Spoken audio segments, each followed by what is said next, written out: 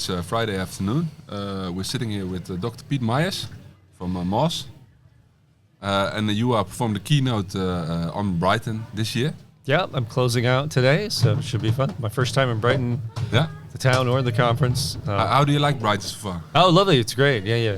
I like the middle-sized towns. Give me the little shops and the restaurants. But you live in Chicago, right? That's not a middle-sized town. No. We were in Barcelona over Christmas, and that's I kind of like that. That's better. Walking towns. So, yeah. Nice. So can you quickly introduce yourself to our listeners? I think most I'm Pete Meyers. Most know your name. Right. Yeah, Pete Meyers. A lot of people call me Dr. Pete. I'm the Principal Innovation Architect at Moz. I'm on the Subject Matter Expert team. So I have worked over the years tracking where Google's headed, where things are going, where I think our customers need to be. And, kind of known on the marketing side, but 4 or 5 years ago, I switched more to the product side, trying to take that knowledge to where we're going to need to be in, used to be 2 or 3 years. Now it's where we're going to need to be in 6 months. And certainly now with LLMs and the shift over the years, trying to figure out what our customers are going to need. Was it a difficult shift from being more like in your mind to actually putting it out into a product again? I'm always in my mind, so I don't know if. But you need to articulate to the dev team, I think the big shift, it was funny years ago when we were looking at things like SERP features, like when we were moving beyond the 10 blue links, we started to launch things and we realized that our customers were still 2 or 3 years behind where they needed to be. And so it was funny, as I moved from marketing product, there was always that education piece of, we can't just come down from the mountaintop, so to speak, and tell you have to do this now, because that's not what their clients are asking for, not what their bosses are asking for. So we had to figure that out and move them towards it. So there's always been that mix for me of kind of education and product of where do I think they have to be, but I can't be arrogant about it and say, you be here now, they'll go somewhere else. So that's shifted. It's gotten to be a shorter timeline. Really shorter, right? Now customers are saying, wait, where do we need to be?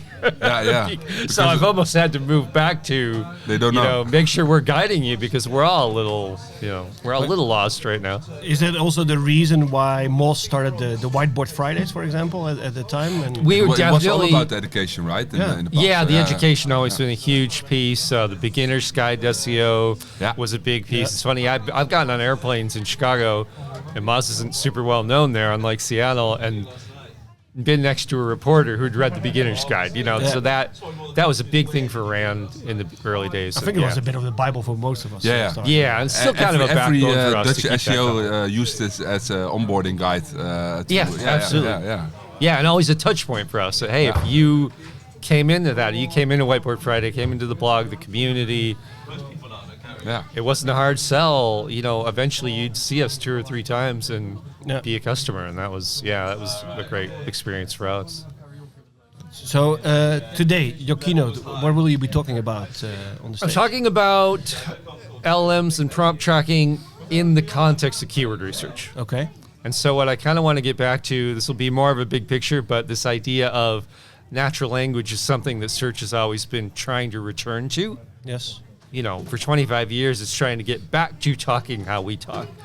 And, we're all of a certain age. I won't generalize. No. But we were there in those search. We had to do those 1 and 2 and 3 word searches, because if you typed in a whole sentence, it didn't do anything. Exactly. And so I think what I want to impress on people is that's a journey to get back to how we work. It doesn't matter what the underlying technology is. We're always going to be moving towards natural language. And then over the last 6 months or so, we've been working on frameworks, trying to understand query fan out in Google, how Google is taking a prompt or query, doesn't really matter what it is, and helping you understand the journey that people might take 2 or 3 steps down the road. So we've developed a framework for understanding that, for kind of helping people see, like, what would the user journey look like? How could I map prompts and queries to do that?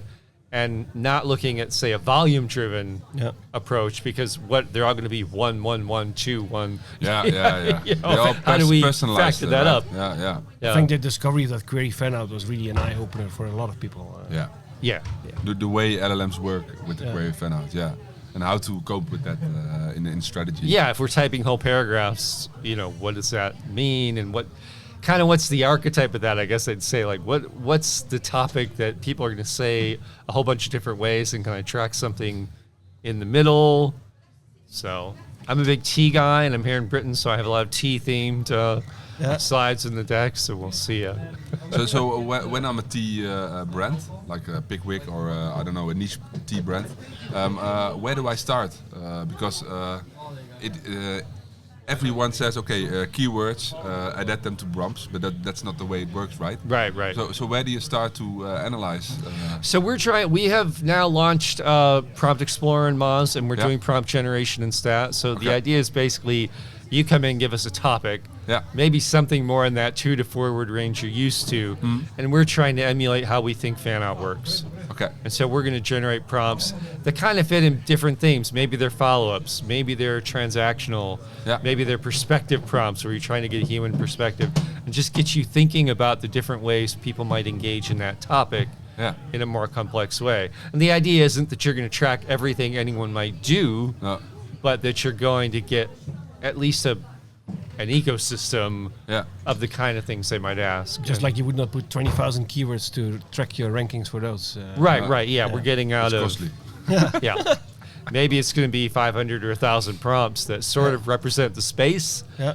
It's not going to be everything anyone could ever ask. No. And also, I mean, we're trying to explore now things like brand and non-brand. I'm going to present some data that, if you put a brand in your prompt, LLMs are very suggestible, right? And they're just going to say, sure, we're going to put the brand in the answer. And if you're tracking brand visibility and you go, hey, we won, 100% of our branded prompts have branded answers, I guess we're done. And next month it'll be 100%, and the month after that, might be a good learning curve for the shady agencies out there. You feel good about yourself, but that's the easy game. Yeah.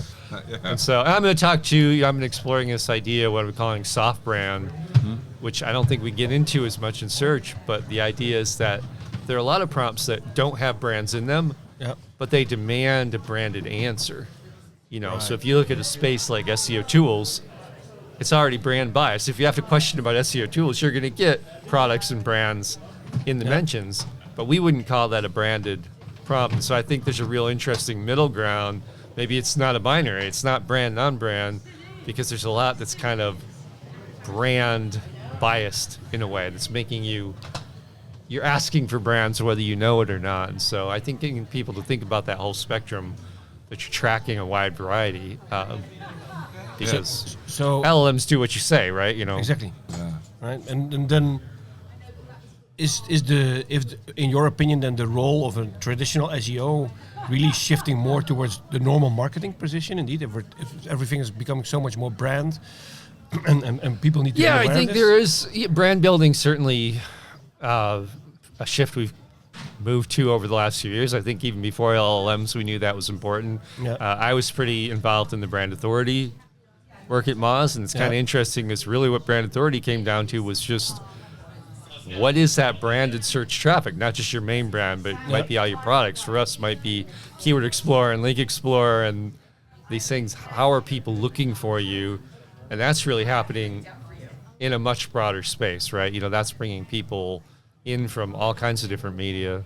So I think we've always been part of that picture, but I think the hard part, right, is it's not as clearly actionable. This isn't a technical SEO kind of task. There are things we can do like structured data and that are important, but you've got to get out there and be known, and we're seeing that with LLMs even more now, right? You have to be in the conversation. I think the big shift too is from an on-page to an off-page mentality of like other people have to be talking about you. And that's not a content marketing task in the same way, which is tricky. The funny thing is we're seeing now, I think Sear Interactive, Reynolds, they did a study showing that actually domain authority was really well correlated with brand mentions, because now that's an off-page metric in a sense. How are you connected? Who's talking about you is being reflected in that. So isn't that because of REC?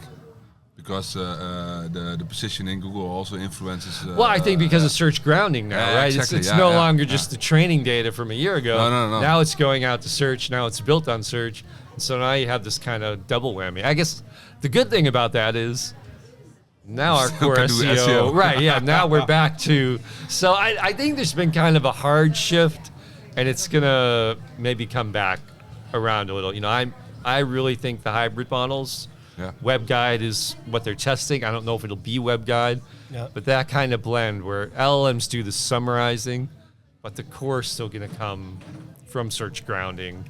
Yeah. So I think maybe we don't want to move too far ahead, and we're trying to figure out where that is. And yet there's a lot of demand, of course, for what do I do? And the CEO demands to know what we do. Yeah, all of a Trying sudden, to keep people off the edge of the cliff. all of a sudden, it's a lot easier to get budget going because the Well, I CEO guess thinks that's- we need to yeah. rank in ChatGPT, as they call this. Yeah, that's always good. The paid marketers, a lot of them are here, so no offense, but they get the budget a little more than we do sometimes. So yeah, but yeah, it's hard. We want to help people, but don't fall off the cliff. Oh, because time span with new things happening is in 3 months instead of 2 years in the past. Yeah, and if that changes rapidly and we have to shift back. Yeah. So I think a lot of our thought internally is how can we still ground it in our core competencies and in keyword research and in the things we kind of know what to do. Some of that, much of that's still valuable. Yeah. So how do we get people thinking about prompts and brand visibility in that way? And I think the good thing is a lot of that, things like brand visibility are important for organic too. You know, organic's evolved a lot. Yeah. It's not like organic and AI mode over here. We see much richer results in organic. We see much more impact to brand. And so, you know, where do we get people in the middle? I think what you see happening as well nowadays, of course, because it is so, where a lot of SEO companies, they would always report on traffic, which is a terrible metric to report on, but that's another discussion. They are now almost like trying to grab as much as possible. So as soon as there's like one little blimp of, oh, you know what, you need to create listicles. Oh, let's all jump on the listicles. And I think it's right. We're jumping from left to right, and I think it's very good to take the time and to do proper research and just not follow blindly whatever the person with the biggest mouth is shouting. I think there's a lot of things too that make a difference up to a point. No, structured data is a great schema, is a great example. That it's good to have that, and that's really useful for some things like rich features. But then we're seeing more and more studies in LLMs where once you have it, in LLM it doesn't matter. Yeah, they break up because they need everything, right? Yeah. They're trying to eat everything they can in any way they can, and they can't wait for you to fix your data. No. So in some kind of way, I thought, they should be able to read JSON LD easily, right? Would be a nice way to interpret that. But, I didn't see the proof they use. I don't think maybe they in can, grounding, right? but- Because so much data is not clean and structured. No. So they'd love to. Yeah. They'd love to just have an API that you could feed them all your data, and I think there was Cindy a great talks experiment about that a lot. from Mark Williams Cook as well, Yeah, with the bogus structured data, which is just twit, and then what was it with the ducks? So he created a fake duck company, something like this. He didn't put any address information on the website, and he just created fake, bogus structured data, which had something which resembled an address in there. And then he was asking LLMs about, what is the address of this company? And basically, because it found something that resembled an address, it's just this is the address of the company. Wow, okay. So it really just breaks up the entire I think they're structured trying data. to ingest everything they can, right? And video and audio, even if they can process the text out of that. Just depends how much money you want to blow to do that. Right? So, what's your stance on you are running in the US? ChatGPT is obviously the largest in the Netherlands, maybe in the US as well as a LLM. It's starting to Gemini's tip. growing, Starting but, to tip a little bit, probably still. I think at least they have the brand capacity there, right? Everybody, when the moment somebody is talking about LLMs, they automatically use the word ChatGPT. It's almost like you're Googling something instead of searching soft something. brand, maybe. So maybe this is controversial. The problem with ChatGPT, I think, is they're burning money like crazy. Yeah. And they haven't found that niche. So, if you look at Anthropic, I know what we spend on Claude Code. And I know we're not alone. They found that pivot to make a ton of money, and in a really, they're good at that. On us. OpenAI, Google has all the other money, right? You know, they have all our ad money and everything else. Yeah. And they're going to, I think, move to more of a hybrid model. That's my suspicion. Uber recently, I read a news article that Uber blew their entire AI coding budget in the first 3 months for the entire year using cloud code. So. Yeah, like I say, I've seen some of the numbers, and I can't say what they are, but Anthropic's doing okay right now. So, I mean, OpenAI's in that weird middle space of that $20 a month, you know, kind of thing in the U.S. where they were the first, but they're being taken over left and right. I think the business model isn't working and the financial model isn't working. So I don't know. And Google can burn money and still live. Of course. Yeah. So, but I think it's expensive for them too, right? So I imagine a world in a year or so, and I could be wrong, and it may look a lot of different ways, where that query comes in and Google goes, hey, you know what? They want video, right? Or they want how-to, or they need a long structured answer, or this is local, or this is branded. You know, LLMs are really bad at like navigational, right? They just want to go to your website and makes a decision on that. And maybe you're going to go straight to AI mode 15% of the time, just making up a number. Yeah. But the other 85%, you're going to go to something that's more feature-rich, more organic, news. But even that at one point could just be fully generated, right? You could get a fully generated AI well, and video. they're still probably going to, they're still probably going to generate. Yeah, we see that web guide's interesting, for example, like your snippets that used to always be your meta description, and over time has kind of been rewritten a little bit. They rewrite all of them. Yeah. Because what they're trying to say is not, here's your description of the site, but here's how the site is relevant to what you asked. Yeah. And it's frustrating for us. But as a searcher, I like it, because as a searcher, it's like, this is why you might want to click on this. It's helpful. Yeah. And it probably drives up clicks, at least when it's relevant. So, I think that's what we're going to see is a lot of summarization. LLMs doing what they do well, but they're not trying to synthesize everything into a mess unless it's a really unique, now we're starting to write those questions that are like, if I'm going to run a marathon in a year and I don't eat enough protein, and my doctor said, ease up and this and that, and I'm 55, what should I do, and give me a 6-month plan? Nobody's ever going to write that article, probably. No. So that's where it's going to go. Oh yeah, okay, AI mode. But even that, I think in that sense, the information gain patent of Google is very important, because if you have a website with your article on there and you remove all your branding and people don't know that it's your article, your branding behind it, you can just replace it by any other company. Then it can also be replaced by an AI overview, right? Yeah. So it's and I think that's where hopefully we're in a place where those people are going to want more information when they're done, and more trusted information. But it's frustrating right now if you really put that out there and then it just gets consumed and you're over here, somewhere, or buried. Well, we're trying to track citations. What's a citation? Is it a brand mention? Is it a linked brand mention? Is it a source that they used but didn't mention? Yeah. Is it in the scrolly thing on the right? Is it in the thing at the bottom, which might be on the right next week? You don't know if it's the start of a buying journey. You don't know. It's like a dark thing when it comes to attribution, right? Yeah. You don't know if the example that you gave. I as a protein seller, I want to. Oh, sell, right. You want to be in that journey somewhere, exactly. maybe, right? Yeah, or running shoe seller. Right, I want exactly. to be in that journey. Yeah. But that isn't the case. No. Always. Yeah. I think it is this task right now of trying to be there at different points in the journey. Yeah. But then if Google's just eating the journey, it's also how effective is that? That's the only thing we can do right now, but how effective will that be? Yeah. I think there is a proposition at some point. This isn't just an ethical thing of, Google always said the traffic would come back to us. What are they going to do? But at some point, if it doesn't, we quit writing content. Yeah, exactly. And if we quit writing content, there's nothing more to ingest. No. And that has to play out somehow, Yeah. But even looking beyond Google, of course, because people are using LLMs as a search engine, searching for answers. But people are also just using TikTok as a search engine. And then we had a very interesting conversation this morning about Pinterest as a search engine for different things.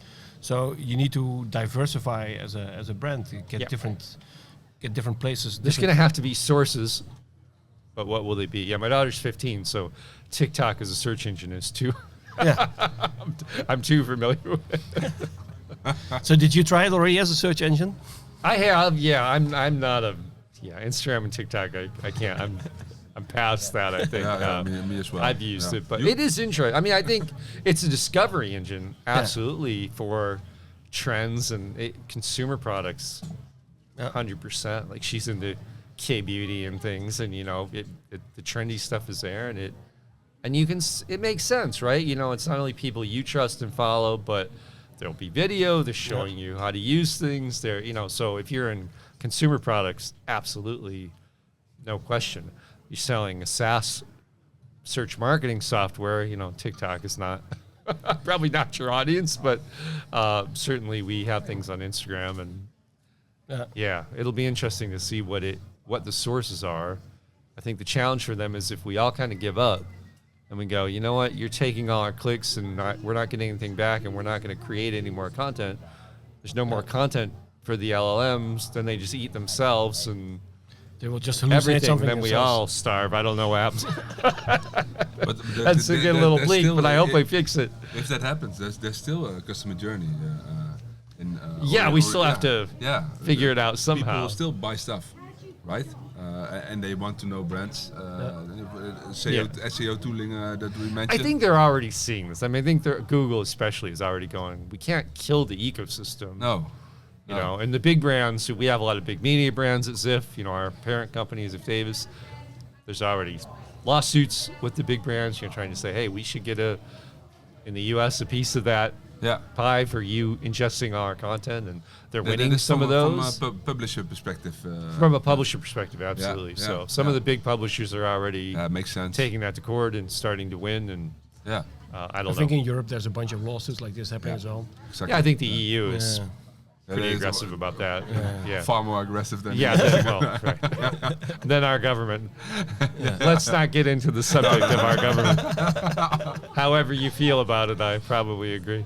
But certainly the EU has pushed, and Google itself, the big antitrust, even in the US. So they're worried. What happens if we blow up the ecosystem? And from the company that once said, "Don't do evil." But they need that's the conclusion. Maybe what happens also if you stop advertising with us because we pissed you off? That's not. Then they dry up their own model. Then all their model. So I don't know the answer to that, but there has to be a balancing point in the next couple of years, I think, and it will depend on the money. It will depend on who's around still, and I think Google will still be around, one way or another. Yeah, I'm sure Sam Altman will get more money to do something. I don't know what that'll be. You won't make money, right? I hope somewhere else. Somewhere far away from me. You don't like ChatGPT? I like ChatGPT. I'm not always a fan of some of the people behind. Okay. Yeah. I just think the business model right now doesn't. No. You can't keep. No. I'm going to have an article on my deck because he said something ridiculous like, we're going to burn money until 2028 and then be profitable in 2030. Like, we don't get to say that to our boss. No, but you can see that they're just trying left and right? They had the Sora video app. They pulled the plug on that one because it's I think because it's just getting too expensive. And I read a good point. Somebody said they had that $1 billion deal with Disney for Sora. They said if they pulled the plug, it must have cost them more than $1 billion. If they were willing to, I wouldn't throw away $1 billion deal with Disney. So if you throw that away, it must have been worse to keep it, which is pretty bad, right? And Sora is cool. I saw some interesting things, but also a lot of brain rot. Well, some of it's Well, speaking of TikTok, actually, it's amazing how much AI slop is on TikTok in just the last 6 months. Yeah, Instagram as well. And disturbing. Really weird. That's not good. My kids like the really weird stuff, so they're like, look at this. Like, I don't know. Better I not know. Okay. Don't take parenting advice from me. Well, we just ask an LLM for some parenting advice. You might be better off. We don't know either. So. All right. right. I think we are coming to the end of the podcast. We have one last question that we always ask to everyone that's attending the podcast, and that's what is your largest SEO fuck up in the past?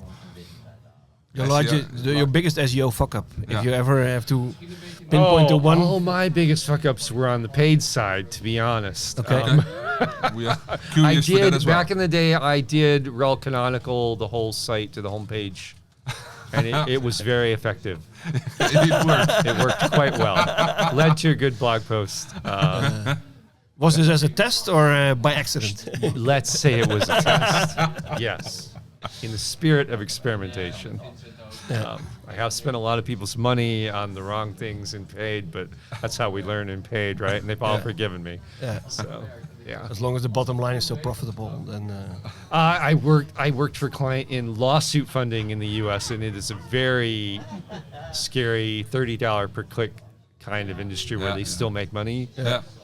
But there are all sorts of laws about what you can and can't say, and a matrix of keywords. And if I ever got the combinations wrong, I'd get in a lot of trouble. And sometimes I got in a lot of trouble. But I didn't go to prison. The client still made money. Yeah. And you learned a lot. I learned a lot. Yeah. Paid is a good way to learn. Yeah. You're spending other people's money. It's a good way to learn. An experiment. But I don't like spending other people's money, honestly. So is that then an invite for people in SEO to start doing more paid, to learn quicker? I think it's a great experience. Yeah. No, I think because it's very analytics heavy. It's very measurable, and it really gets you thinking about in the prompt age. I'm not sure how it's going to work, but it gets you thinking about keywords in a different way and what actually drives clicks and actions, because we can be a little top of funnel minded sometimes, which is okay, but we can be focused on what's getting traffic, what are people talking about. When you have to measure everything, hey, this made money and this didn't, it can be interesting. And you're not always right, You have to have ROI in paid. We had a client in freight, oddly, and got into like some of the calculators and such, and a couple niches that I wouldn't have bothered with, but they turned out to be really low cost and really high engagement. Because if people went to say the calculator pages, figured out what it would cost, they would tend to use that company. And it got me thinking about the funnel a little different ways. So I think it's a great experience, but I can't tell anyone to take 4 years off, and it's good money. I'll say that. It's good living. It's too much stress for me. Okay. Well, thank you very much for being in the pod here. Thanks for having me. Having a lot of success with your keynote in the afternoon. Yeah, I gotta stay awake and keep everybody awake. 5 o'clock is challenging, but now it'll be fun. It's a big room. I've spent a lot of time in it now, so cool. Nice. It'll be good. Well, thanks again. Thanks, guys. Appreciate it.